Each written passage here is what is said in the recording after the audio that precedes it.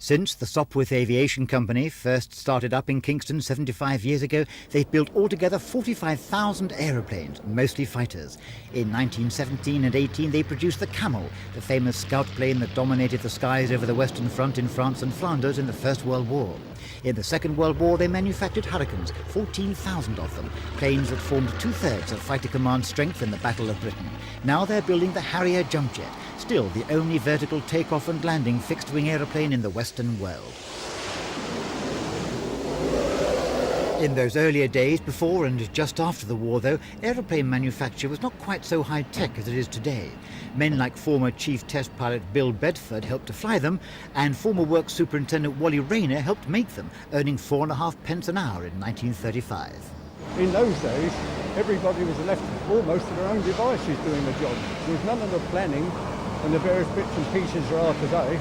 With a piece of paper issued to make so many off of this, and the foreman gave you with a charge hand, a bit of card to get a card out and carry on. You had to find the jig in the rack and you carried on from there.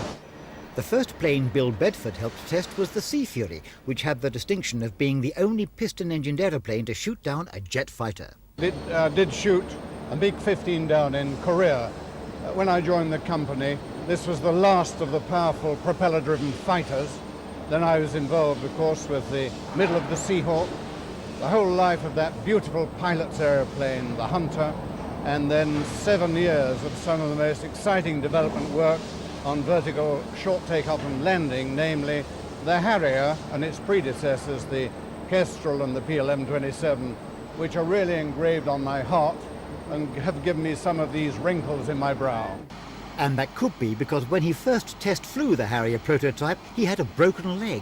Someone had driven me into a tree in a motor car, smashed my ankle, and I finished up with a medical category unique in aviation history, namely fit civil test pilot, tethered hovering only. The role of famous fighters produced here is part of our living history, and they've all done their job too. The Sopwith Camel destroyed more German aircraft in the First World War than were brought down by any other means. The Hurricanes did the same in the last war, and the Harriers did it too in the Falklands, which is no less than you might perhaps expect from a factory which, although it's been around for only 75 years, in aviation terms has been in the business since practically the dawn of time. Christopher Rainbow for Thames News.